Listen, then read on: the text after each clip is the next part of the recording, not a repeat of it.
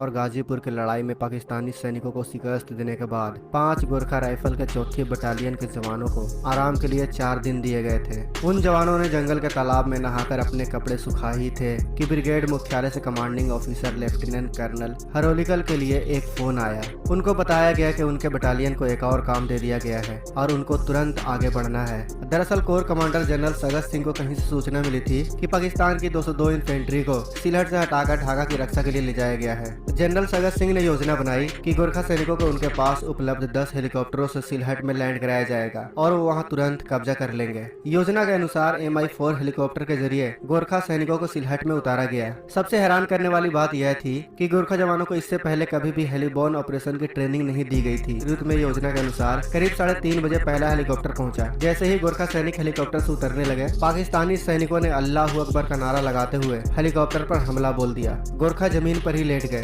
जब पाकिस्तानी सिर्फ 40 गज दूर रह गए, तब गोरखा ने जय काली आयो गोरखाली का नारा लगाते हुए उनके ऊपर अपनी खुखरियों से हमला बोल दिया। गोरखा का यह हमला इतना घातक और तेज था कि पाकिस्तानी सैनिकों ने डर के मारे भागकर 400 मीटर दूर एक गांव में शरण ले ली। आपको बता दें कि जनरल सगत सिंह को गलत सूचना मिली थी कि 202 पाकिस्तानी ब्रिगेड को सिलहट से हटाकर ढाका शिफ्ट होने के लिए कहा गया था, मगर वह ढाका जाने के बजाय सिलहट में ही आ गई थी। इसलिए जब गोरखा बटालियन के सैनिकों ने वहां लैंड किया तो उनका सामना 8000 पाकिस्तानी सैनिकों से हुआ था, जबकि वहां उतारे गए गोरखा सैनिकों की संख्या सिर्फ 384 थी। थोड़ी देर में ही पाकिस्तानियों को भारतीय सेना के असली संख्या का पता चलने वाला था। 9 दिसंबर की रात तक गोरखा सैनिकों को उतरे 48 घंटे बीत चुके थे। उनका खाना पानी तो समाप्त हो ही रहा था, साथ ही हताहतों की संख्या भी बढ़ती जा रही थी। उन्हें थोड़ा बहुत खाना उन झोपड़पट्टियों से मिल रहा था जिन्हें छोड़कर स्थानीय लोग भाग गए थे। भारतीय सेना को यह एहसास हो गया कि पाकिस्तान के 8000 सैनिकों के सामने भारत के 384 सैनिक जरा सा देर भी नहीं टिक सकते। लेकिन उसी समय एक ऐसा चमत्कार हुआ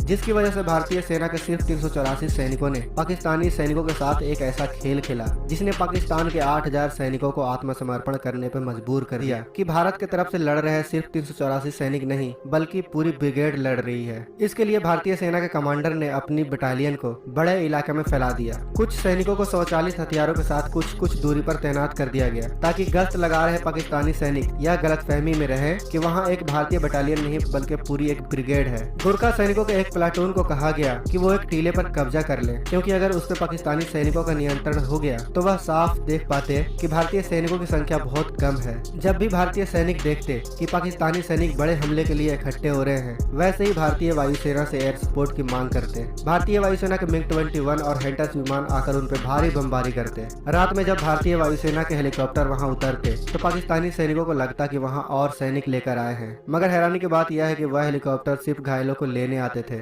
पाकिस्तानी सैनिकों को डराने और उनके अंदर खौफ भरने के लिए गोरखा ने अस्करीय गश्त लगाना और घात लगाकर हमले करना जारी रखा। इस बीच गोरखा के हथियार भी खत्म होने शुरू हो गए। इस तरह गोरखा सैनिकों ने सिलहट के मोर्चे पर पूरे 8 दिन बिताए। 15 दिसंबर 1971 की सुबह 9 बजे भारतीय सेना अध्यक्ष सैम मैनेक्शॉ ने रेडियो पर घोषणा कर पाकिस्तानी सैनिकों से हथियार डालने को कहा, क्योंकि पाकिस्तान सिलहट को छोड़कर हर जगह कमजोर था। जैसे ही आत्मसमर्पण की घोषणा हुई, 2 पाकिस्तानी अफसर सफेद झंडे के साथ आत्मसमर्पण करने गोरखा सैनिकों की तरफ बढ़े। इन अफसरों ने बताया कि उनके कमांडर गोरखा सैनिकों के सामने आत्मसमर्पण करना चाहते हैं। जैसे ही सी कंपनी के मेजर मलिक ने पाकिस्तानी सैनिकों को 1500 मीटर की दूरी से आते हुए देखा, उन्होंने कमांडिंग अफसर को संदेश भेजा कि उनके लिए क्या संदेश है। पढ़कर देखा कि करीब 1500 से 2000 के बीच पाकिस्तानी सैनिक जंगल के झाड़ियों में जमा हो रहे हैं। उस समय तक आत्मसमर्पण की कोई आधिकारिक सूचना नहीं मिली थी, इसलिए भारतीय सेना के CEO को पाकिस्तानी सैनिकों के इरादे पर शक हो गया। उनके मना करने के बाद भी पाकिस्तानी अफसरों ने भारतीय सैनिकों को लिख कर दिया कि पाकिस्तानी सैनिक भारतीय ब्रिगेड के सामने आत्मसमर्पण करना चाहती है। उस समय भारतीय सैनिकों को यह तुरंत अंदाजा हो गया कि हमारी यह दिखाने की चाल कि हमारे पास एक पूरी ब्रिगेड है, यह कामयाब रही। लेकिन उन्हें यह भी अंदाजा था कि अगर पाकिस्तानियों को इस समय भी पता चला कि उनका सामना भारत की आधी बटालियन से था तो हालात अब भी पलट सकते हैं। इसलिए उन पाकिस्तानी अफसरों से कहा गया